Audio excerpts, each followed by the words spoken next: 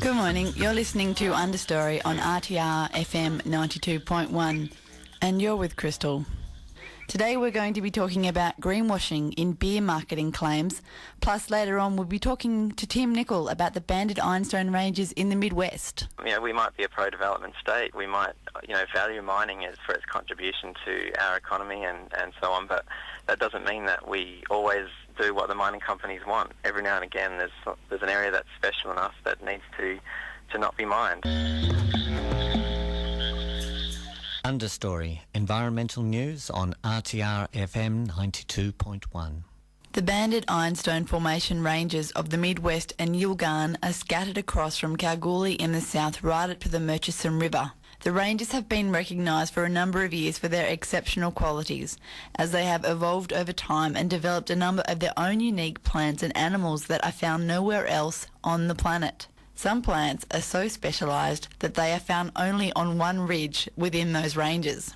The Environmental Protection Authority has twice recommended against mining at Mungutta Ridge, which is within the Banded Ironstone Formation ranges, as did the previous state government after the issue had been discussed at cabinet level and a strategic review of the area had taken place. I interviewed Tim Nicol, former Resource Liaison Officer with the Conservation Council, and started by asking him about the background leading up to the recent decision by the Barnett government to allow mining at Mungutta Ridge.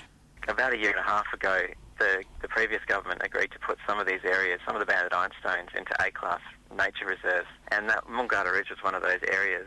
But since the new government's come in, two mining companies have put in proposals, and recently the EPA recommended against both of those proposals, upholding that the ridge should be kept as an A-class reserve. And yet the Barnett government has now overruled both of those EPA recommendations and approved now 3 mine pits in Mungutta Ridge, which really should have been an A-class reserve. Yeah, because that seems quite amazing. So if I could just get you to go back through the history again, there was a strategic review, and that was during the Labor government? That's right, yeah. In order to, because there's a lot of banded ironstone ranges, and some of them are really critically important. Like some of them have those rare species that are found only on those ranges. And so they did a strategic review where they looked at all the banded ironstones and said, okay, we'll pick the best of them and preserve those in reserves, and the rest will allow mining within conditions that will protect the biodiversity there. And was Mungutta, sorry to interrupt, was Mungutta protected in that review? Absolutely, yeah. 2 main areas, the Mount Manning area, which is further south, and the Mungutta Ridge area were the 2 areas that were had outstanding biodiversity values. They were the very best of the banded ironstones. So these special areas in the landscape, these were the best of them, and they were recommended to be put aside, and actually right up to cabinet level. So the previous government had gone to cabinet, gone to the Premier and said, okay, we're going to make these A-class reserves, and now we're seeing mines go ahead in these areas. That's quite a turnaround. It is a turnaround. It's a big turnaround. You mentioned that the federal government, and we'll get on to their response in a moment, but that the minister must intervene to stop this pro-development government. Does it come down to a case of this government's pro-development and the other government was pro-conservation, or...? Well, no, it's a good point that you make, because you would have said that the previous Labor government was still quite pro-development. They made a lot of decisions where mining was put above environmental values, and this is a solution that a pro-development government came up with in order to give something back to conservation in the banded ironstones, and to say, look, we're not going to mine everything in Western Australia. We're going to say sometimes mining is not appropriate, and yet now we see an even more pro-development government saying, well, you know what, we're just going to mine it all, and it's quite concerning. Is it also that mining in the outback tends to get overlooked, or you don't realise it's not like the Kimberley coastline, or...? Absolutely. I mean, there's a lot of areas in our outback that are really quite special, and we don't have a lot of recognition for that. Through the rangelands, a lot of those areas are in quite a lot of strife, and that's where a lot of our endangered and rare species actually live.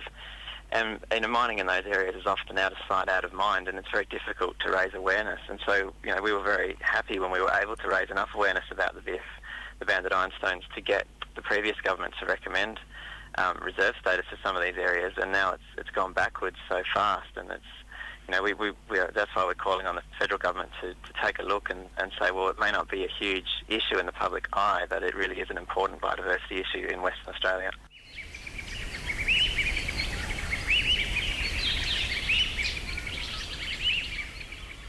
And could you just, the idea of an A-class reserve, how special, tell me more about this place. Can you explain how they look in the outback? What do you see? When you're in the flat outback landscapes, you see the sweeping vistas of trees as far as the eye can see, and these are those areas where you can stand up above that and look out over it. And when you're up there too, the banded ironstone rocks themselves are quite amazing. You get these monolithic, because they're quite hard rocks that have weathered around them, you get these monolithic cliff faces, and the rocks themselves have got these amazing banded iron patterns through them. And you've also then got the rare flora and fauna, the plants and animals that live there, and some of those are quite amazing, like the amazing flowers, and some of these, like down at Mount Manning, the tetrathecas just grow straight out of the cliffs, and they're really interesting plants, and I suppose they have that real scenic beauty too when you get there and take some time out in those landscapes. They're really iconic of that open outback and arid landscapes that we have, or semi-arid landscapes that we have in Western Australia. And how would you explain biodiversity? Is it something that we need a lot more of an understanding of? It certainly is. Western Australia has some of the most amazing plants in the world. We're world-renowned amongst people who know for our plant biodiversity. We have, the Stirling Range National Park down south has more plants than the whole of the United Kingdom in terms of native species. And these banded ironstone ranges don't have quite as many as the Stirling Ranges, but they're up there. They have hundreds and hundreds of species of plants on one range, and some amazing, adaptations to the arid environment where they are, and to the isolation that they have, because these hills are above the landscape. They're not similar to the areas around them, so these plants have, like an island in the ocean, have developed their own really unique ways of living in the world, so they're quite unique flowers and genetic uniqueness that you just don't find anywhere else in the whole world. And that kind of landscape we have that's so ancient and so patchy, so that you get this sort of really quick variation of species as you move through the landscapes, and in particular hotspots like the banded ironstones amongst that, make WA something really special, and it's not something we appreciate to the level that we really should. And so mining has been approved? These three mine pits have been approved at the state level, but it's still up to what is usually a rubber stamping exercise by the federal government. But we're really calling on Peter Garrett not to rubber stamp this one, to think, well, hey, given that the previous Labor government, which was relatively pro-development, actually said these areas should be protected, he needs to take a really good look and see if there's anything he can do to make sure that we get some protection in the Mungara Ridge area, which are relatively small mines, I would add to these mines. In the scheme of things, a few days in the Pilbara would be the entire volume of these mines. So they're really cash cows for some larger projects in the area. And I'd rather people went to the share market than dug up some of our special biodiversity just to raise capital for bigger projects. Yeah, but there already is mining in that whole area. I guess that's what they would argue as well. Well, there is, but not within these. That was one of the things I considered in the strategic review, was like, well, what areas have been mined already? What areas have the highest conservation value? What areas have pending mines on them? And so out of all that mess, like, which areas can we actually preserve and make reserve? And that was it wasn't ideal what they did, but it was a pretty good way of going about it. And they came up with Mungara Ridge as being one of those areas where, well, the mines weren't worth that much money, and the biodiversity values were some of the highest in the banded ironstones, so therefore we should be preserving that one. Of course, the companies argued, well, our money, you might say it's not worth much to the state, but to our company it's worth a lot, and that argument's washed with the new government. They're small companies, and some of them are trying to get started up, and they need some capital to get started, and they happen to pick the wrong areas. I've had these companies say to me, well, we'll do what we can to make it to manage the environmental impact, but really when you're digging up something that's unique and that you can't find anywhere else and turning it into a big hole in the ground and a pile of rock next to it, which is what they leave behind. Some people think they fill the pits, but they don't. So there's no way you can say that that's managed to keep this ancient range that's been there for millions of years, turn it into a hole in the ground and a pile of rocks next to it. That's not really managing the environmental impacts in a way that's acceptable for something that really should be given the highest level of protection that we have available for our environment in Western Australia.